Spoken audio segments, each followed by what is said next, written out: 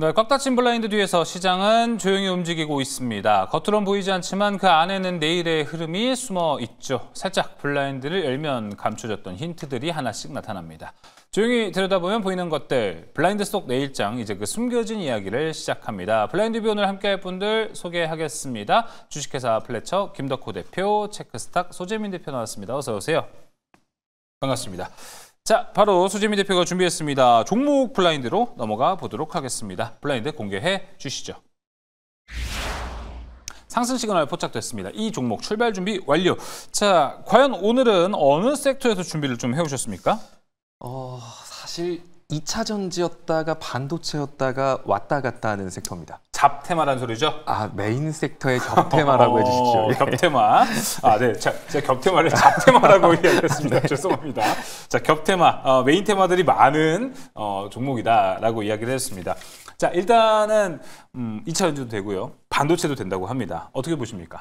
사실 놓칠 건 없죠. 최근에 2차 전지가 섹터가 흐름이 좀 굉장히 좋은데 오히려 이제 주가를 좀 끌어올리기 위해서는 지금 모든 섹터가 다 내려갔잖아요. 그러니까 이제 오히려 이런 겹테마, 그러니까 가지가 많을수록 이제 바람 잘 날 없다라는 얘기가 반대로 오히려 이제 뻗어나갈 뿌리도 많아지지 않았나라고 저는 생각을 또 하고 있습니다. 알겠습니다. 기대가 됩니다. 알겠습니다.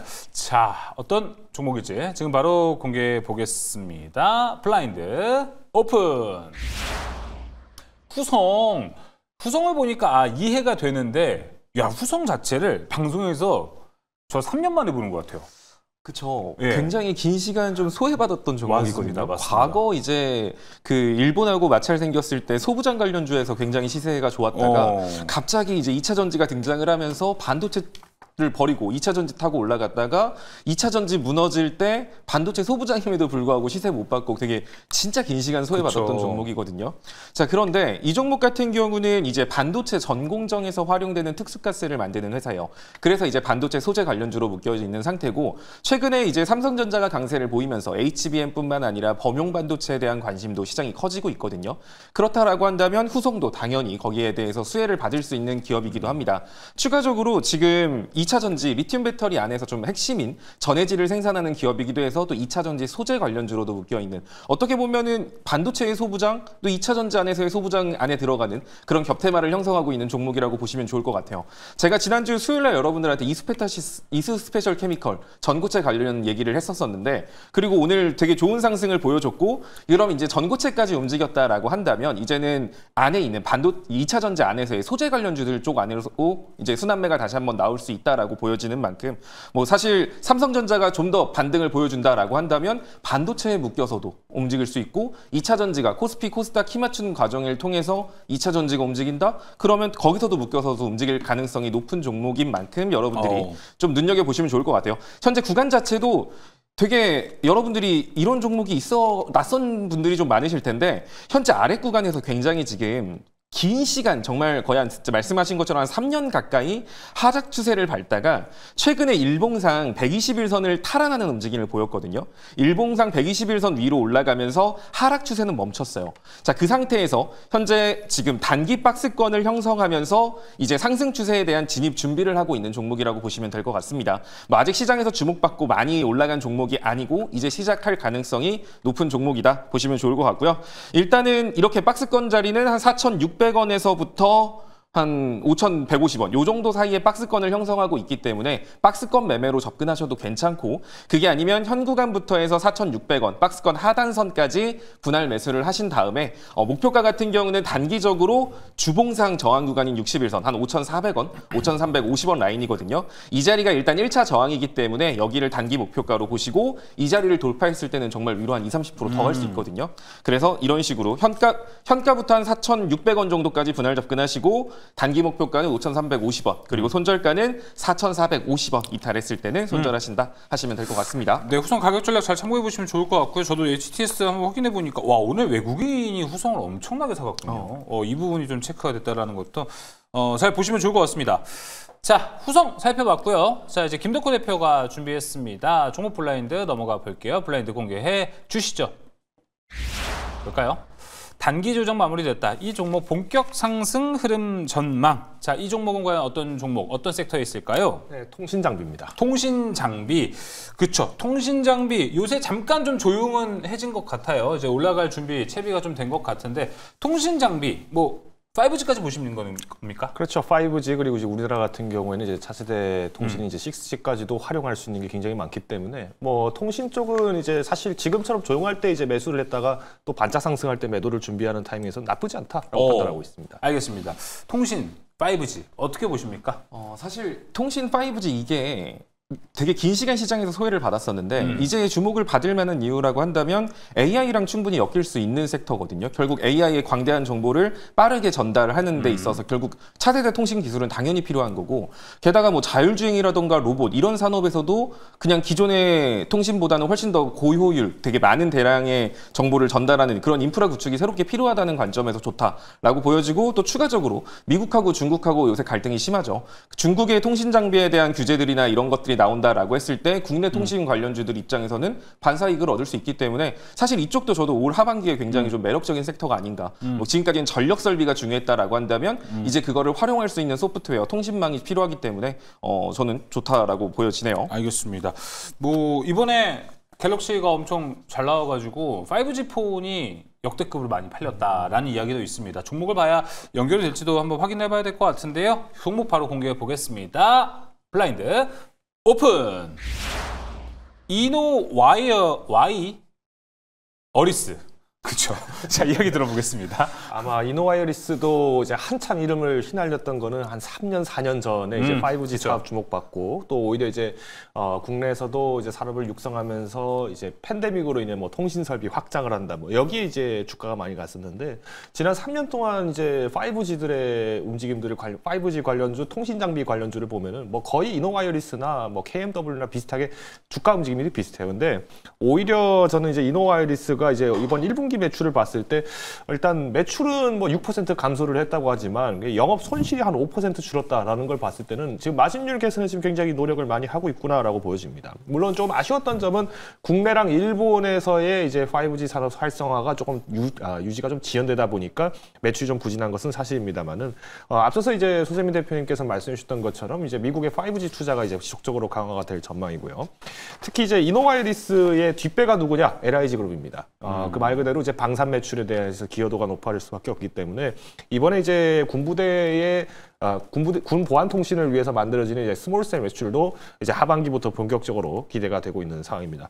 특히 이제 차량 단말기 그리고 이제 도로용 기지국 등 뭐 이재명 대통령께서 이제 에너지 고속도로를 만들겠다고 하지만 그냥 고속도로에 전선 깐다고 해서 다 완성이 되는 사업이 아닙니다. 그만큼 중간중간에 어떤 자율주행 기술이라든가 이제 오토파일럿 등 뭐 여러 가지 시스템들을 접목할 수 있는 게 굉장히 많고요.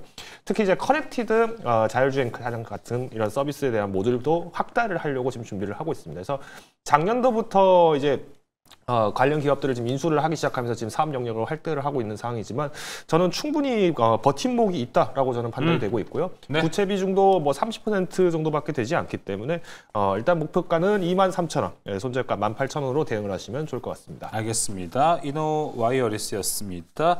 김덕호 대표님 종목부터 해서 요새 저희 발음을 좀 시험하는 것들이 많아지는 것 같습니다. 응변여류부터 해가지고 쉽지 않나요? 자, 그럼 이제 전략 블라인드로 넘어가 보겠습니다. 이제 소재민 대표가 준비한 전략 블라인드로 넘어가 볼게요. 블라인드 공개해 주시죠. 최적의 투자 전략은 바로 이거다. 과연 오늘은 뭘까요? 바로 보겠습니다. 블라인드 오픈. 방향성 확인. 이 방향성은 위로 가냐 아래로 가냐 합니까 혹시? 그렇죠. 위든 아래든 제가 최근에 이제 지수 설명을 좀 안 한 것 같아서 네. 위든 아래든 딱 그 정해지는 시점을 보고 여러분들이 매매를 해야 되거든요. 지금은 약간 낑겨 있는 상태예요. 그러다 보니까 이제 여러분들이 이런 부분을 이 방향성을 먼저 확실하게 확인을 하고 매매하시는 게 중요한 게 가뜩이나 지금 시장 지금 상호간세 이슈가 점점 사라짐에 따라서 지금 이슈 공백기가 되고 올라가는 종목들 봐도 개별 이슈 그리고 돌발 이슈 위주로 올라가다 보니까 사실 매매 난이도가 상당히 좀 높은 편이거든요. 상승의 지속성도 많이 떨어집니다.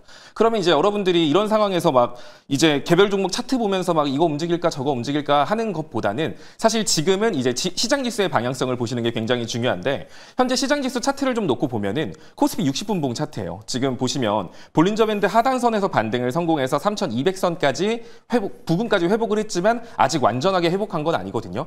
그럼 만약에 이 자리에서 밀린다라고 했을 때는 이번에 코스피 3,200선을 깨고 내려갈 수도 있어요. 3,100선을 깨고 확실하게 3,200선 위로 안착해주는 모습이 한 3, 4시간 정도 보여진다라고 한다면 코스피는 다시 한 번 더 고점을 갱신할 가능성이 높다라고 이해를 하시면 됩니다.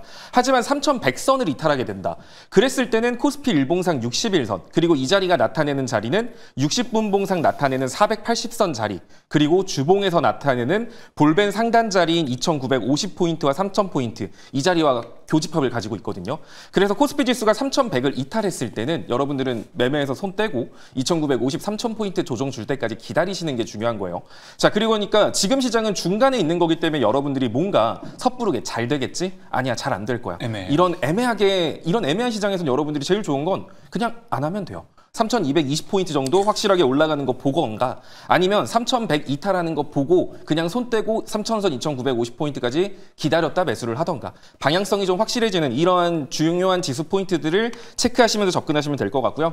코스닥 같은 경우도 현재 추세를 다시 회복하기 위해서 올라가야 될 자리는 810포인트 자리거든요. 과거 상승 추세를 이탈했던 자리, 이 자리를 회복해줘야 코스닥 같은 경우도 다시금 고점을 갱신할 수 있기 때문에 810포인트 위로 코스닥이 올라가는 걸 확인하고 매매를 하는 게 일단은 가장 중요할 것 같습니다. 애매할 때는 매매를 안 하고 확실한 방향성이 만들어지는 거 위치 보고 매매를 하시는 게 지금 시장에서 가장 안전한 매매 전략이 될 것 같습니다. 알겠습니다. 방향성 확인 오늘도 좀 지수, 이 숫자에 대한 안내를 제대로 또 해준 소재민 대표였습니다. 이렇게 애매할 땐 안 하는 것도 답이다. 사실 이런 말 하기 쉽지 않거든요. 솔직한 답변이었습니다. 자, 이어서 김덕호 대표입니다. 전략 블라인드 바로 공개해 보겠습니다. 블라인드 공개해 주시죠. 볼까요? 지금 시장에서 유효한 투자 전략은 바로 이거다. 자, 과연 이건 무엇일까요? 사자성어 지금 바로 공개하겠습니다. 오픈. 만인, 만색.